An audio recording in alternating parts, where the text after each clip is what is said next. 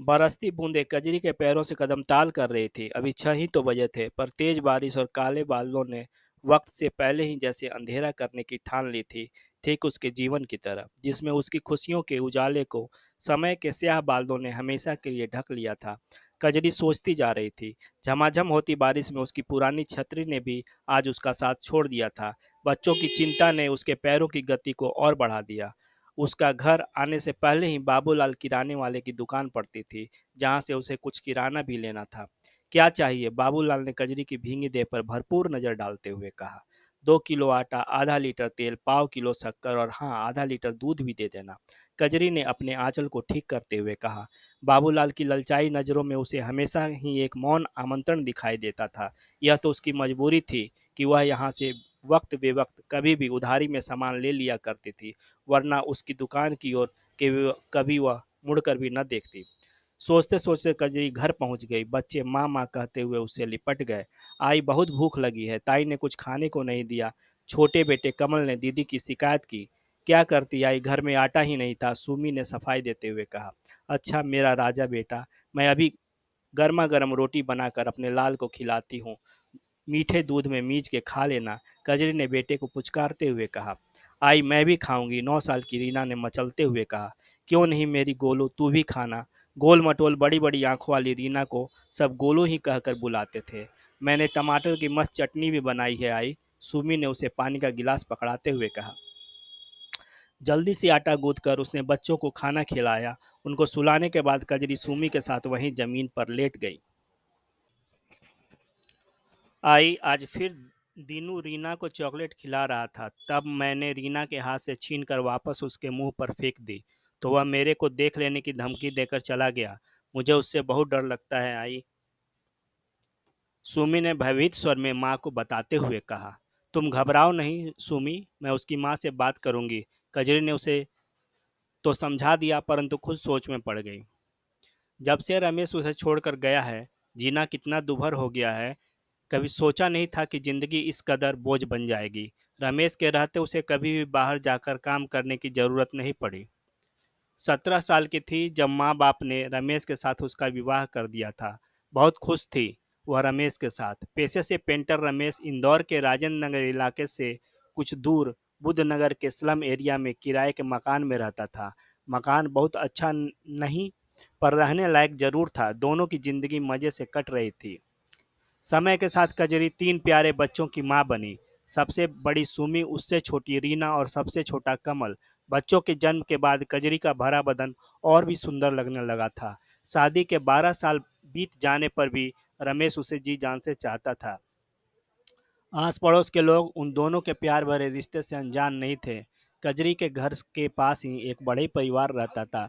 इस परिवार की इकलौती लड़की माया रमेश को बहुत पसंद करती थी, पर रमेश उस पर कभी ध्यान नहीं देता था।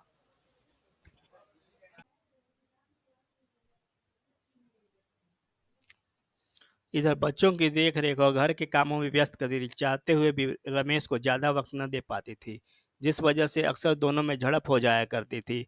वह रमेश को समझाती थी कि बच्चों के आने के बाद उसका काम बढ़ गया है, पर पुरुषवादी सोच का गुलाम रमेश उसकी न को अपना अपमान समझने लगा था। धीरे धीरे उनके बीच में दूरियां बढ़ती चली गई। अब काम से लौट कर रमेश सीधा जो घर बाहर निकलता तो रात 11-12 बजे ही वापस आता। बच्चों के पालन पोषण में व्यस्त कजरी ने पहले तो इस ओर ध्यान नहीं दिया, और जब ध्यान दिया तब तक बड़ी देर हो चुकी थी। 35 साल का रमेश अब 16 साल की लड़की माया का दीवाना बन चुका था। इस बात का पता लगते ही कजरी ने बहुत बवाल मचाया। रमेश से लड़ी झगड़ी, उस माया के घर जाकर उसे लताड़ा, फिर भी उन दोनों पर कोई असर न होता देख कजरी ने माया के सामने अपना आंचल फैलाते हुए अपने बच्चों के कद के आगे मजबूर थे। फिर एक दिन वह दिन भी आया जब काम पर गया रमेश कभी घर नहीं लौटा। इधर माया भी घर से गायब थी। कजरी की आंखों के सामने अंधेरा छा गया। वह फूट फूट कर रोई, पर अब हो भी क्या सकता था। भारी मन से उसने इस सच्चाई को स्वीकार कर लिया कि अब वह एक परित्यक्ता है, जिसे उसका आदमी हमेशा के लिए छोड़कर जा चुका है। पति द्वारा छोड़ी हुई औरत समाज के पुरुषों की बपौती बन जाती है। कुछ ही दिनों में यह बात उसकी समझ में आ चुकी थी। यह वह समाज है जहां पुरुषों द्वारा की गई गलती की सजा भी औरत को ही भुगतनी पड़ती है।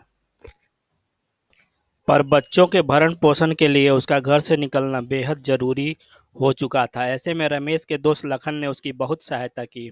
उसने अपने मालिक के घर पर कजरी को काम दिला दिया। जल्द ही कजरी ने भी बेशर्मी की चादर ओढ़कर जीना सीख लिया।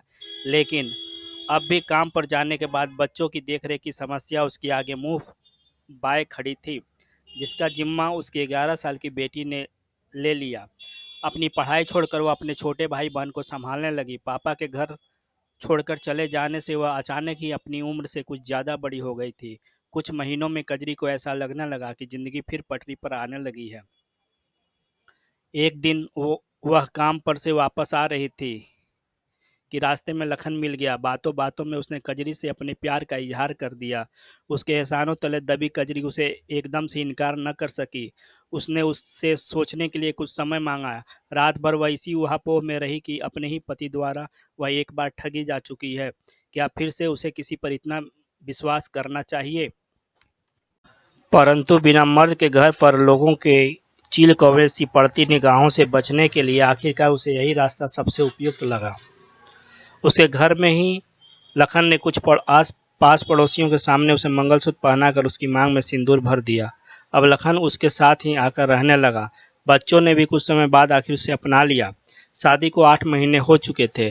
पुराने जख्म भरने लगे थे कि अचानक एक दिन सुबह सुबह एक औरत उसके घर के दरवाजे पर आकर उसे भला बुरा कहने लगी।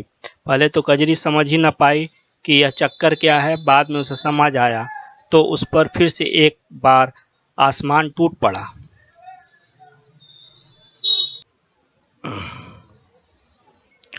वह औरत लखन की पत्नी थी, जो रात ही अपने गांव से आई थी, और लखन और उसके संबंध की जानकारी मिलते ही वह उसे लड़ने चली आई थी। कजरी ने इस बारे में लखन से कई सवाल किए, पर उसकी खामोशी देखकर वह समझ गई कि समय ने फिर से उसके साथ बहुत ही गंदा मजाक किया है। लखन ने सिर्फ अपनी वासना पूर्ति की खातिर ही उससे संबंध जोड़ा था। लखन जा चुका था। कजरी अंदर ही टूटकर फिर बिखर चुकी थी, पर इस बार वह पहले की तरह एक कमजोर औरत नहीं थी जो अपनी बेबसी का रोना लेकर बैठे। सो दूसरे दिन से ही उसने सुमी पर भाई बहनों की जिम्मेदारी छोड़कर काम पर जाना शुरू कर दिया। इधर पड़ोस में रहने वाला 22 साल का दीनू उसकी छोटी बेटी रीना पर गलत निगाह रखता था। रीना 9 साल की एक अबोध बालिका थी, जिसे अक्सर वह चॉकलेट वगैरह का लालच देकर अपने पास बुलाने की कोशिश करता था। एक दिन सुमी ने चॉकलेट खाती रीना के शरीर पर उसके रेंगते हाथों को देखकर मां को तुरंत बताया था।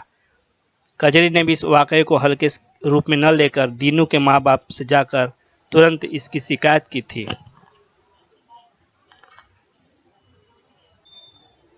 उसके बाद दीनू ने सबके सामने उससे माफी मांगी थी। कुछ दिनों शांत बैठकर दीनू फिर से वही काम दोहरा रहा था। कजरी को समझ नहीं आ रहा था कि आखिर वह क्या करे, कैसे बुरी नीयत और बुरी निगाह रखने वाले लोगों से अपने बच्चियों को बचाए। खुद उसकी देह भी तो उसके लिए बड़ी दुखदाई बन चुकी थी। मर्दों की पैनी निगाहें उसके शरीर पर यूं फिसलती थी मानो कपड़ों के अंदर तक झांक लेना चाहती हों। पति की छोड़ी औरत शायद हर मर्द की जागीर हो जाती है, जिस पर हर कोई हाथ साफ करना चाहता है। कजरी के अंदर की औरत बहुत अकेली और लाचार हो गई थी। क्या बिना आदमी की औरत का कोई वजूद नहीं है? आखिर औरत को इतना कमजोर क्यों बनाया है? उसकी बेचैनी आंसू बनकर उसके गालों पर ढुलकने लगी। रात को न जाने कब उसकी आंख लग गई।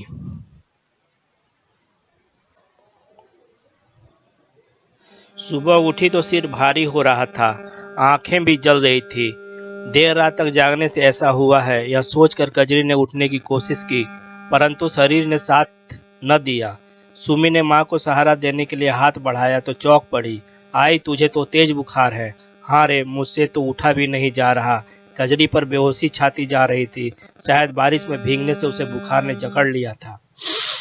माँ की हालत देखकर सुमी घबरा गई। माँ को वैसे ही छोड़कर वह दौड़कर पड़ोस से बिमला काकी को बुला लाई। बिमला काकी के पति ऑटो चलाते थे। जल्दी से कजरी को अपने ऑटो में बैठाकर वे उसे पास के अस्पताल ले गए। कजरी की बिगड़ती हालत देखकर डॉक्टर ने उसे वहीं एडमिट कर ग्लूकोज की बोतल चढ़ाने की सलाह दी। जब तक वह हॉस्पिटल में रही, बिमला काकी ने उसकी पूरी देखभाल की और हॉस्पिटल का बिल भी उन्होंने ही भरा। कजरी घर पर तो आ गई, लेकिन कमजोरी के चलते उससे उठते बैठते नहीं बन रहा था। कुछ पैसे जो उसने बचा कर रखे थे वे घर खर्च में खत्म हो गए। अभी विमला काकी का उधार पूरा बाकी था। आई आज आटा खत्म हो गया है, तेल भी नहीं बचा। खाना कैसे बनाऊं? सुमी ने एक सुबह कुछ झिझकते हुए माँ से कहा। काम पर गए उसे एक हफ्ता हो गया था।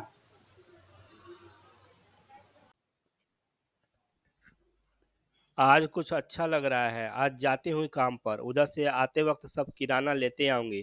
तब तक तुम पास वाली दुकान से दूध और ब्रेड ले आना और चाय बनाकर उसके साथ टोस्ट खा लेना। अपने पास बचे 50 रुपए का आखिरी नोट सुमी को पकड़ाते हुए वह बोली। काम पर जाकर उसे बहुत बड़ा झटका लगा। उसकी मालकिन ने बगैर बताए इतने दिनों की छुट्टी करने पर उसे काम से हटाकर दूसरी बाई रख ली थी। उसने लाख मिन्नतें कर उन्हें समझाने की भरपूर कोशिश की कि उसने जानबूझकर छुट्टी नहीं मारी, लेकिन उनका कलेजा न पसीजा। उन्होंने उसे दोबारा काम पर रखने से साफ मना कर दिया। हमेशा ही चुका देती हूँ भैया। हाँ, इस बार जरूर कुछ देर हो गई, पर मैं जल्द ही आपके सारे रुपए चुका दूंगी। कजरी ने लगभग गिड़गिड़ाते हुए कहा। माफ करना, मैंने यहाँ कोई धर्म खाता नहीं खोल रखा है जो मुफ्त में ही सबको जलपान कराता जाऊं। बाबूलाल ने उसे दुत्कारते हुए कहा। आज मेरा काम छूट गया है, लेकिन मैं विश्वास दिलाती हूँ कि जल्द ही कोई काम ढूंढकर आपकी पूरी उधारी चुका दूंगी। कहकर कजरी ने बेबसी से अपने हाथ जोड़ लिए।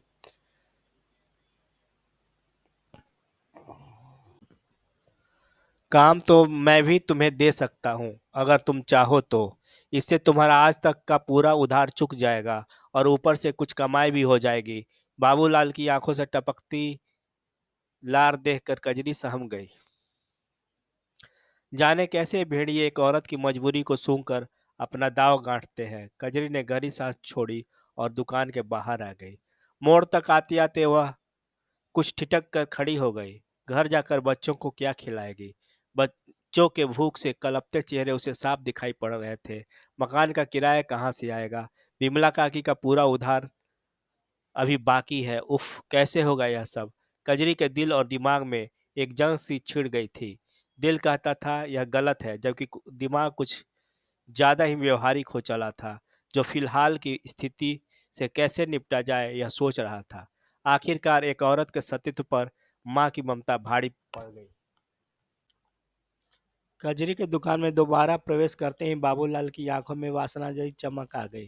कुछ देर बाद ही कजरी दोनों हाथ में सामान लिए घर की तरफ तेजी से बढ़ी चली जा रही थी। सामान्यतः रोज खुला रहने वाला दरवाजा आज भीतर से बंद था। अंदर से आती घुटी घुटी सिसकारी की आवाज ने कजरी को तनिक संशय में डाल दिया। किसी अनिष्ट की आशंका से उसका मन कांप गया। जोर जोर से बच्चों को आवाज लगाकर उसने दरवाजा पीटना शुरू कर दिया, पर दरवाजा न खुला। इतने में सुमी और कमल को बाहर से आता देख कजरी चीख पड़ी। रीना कहाँ है सुमी? अंदर ही होगी आई। मैं कुछ देर पहले ही ब्रेड और दूध लेने गई थी और यह कमल मेरे पीछे लग लिया। बहुत समझाया पर माना ही नहीं। तब तक चिल्लाने की आवाज़ सुनकर आस पड़ोस से कई लोग निकलकर जमा हो गए। तुरंत फुरत ही दरवाज़ा तोड़ दिया गया।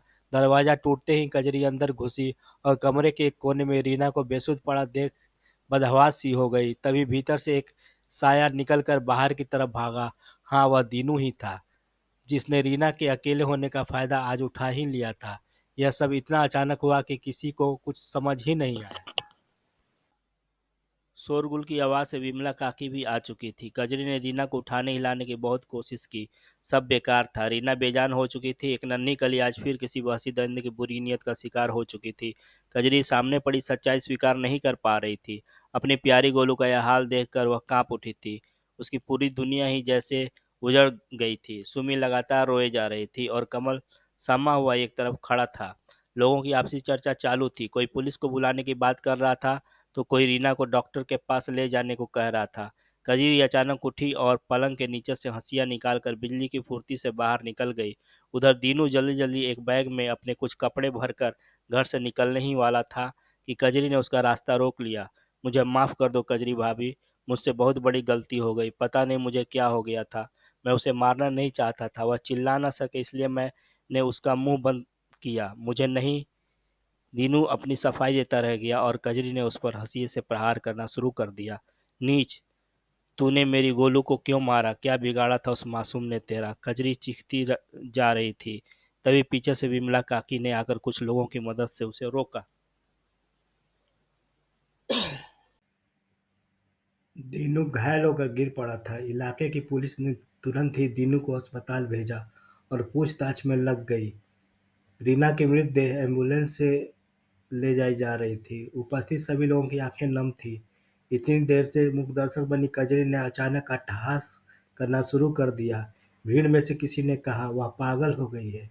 एक विमला काकी ही ऐसी थी जिन्हें कजरी में एक परित्यक्त माँ की बेबसी और हताशा दिखाई दे रही थी, जो अपना सब कुछ दांव पर लगाकर भी अपनी मासूम बच्ची को नहीं बचा पाई।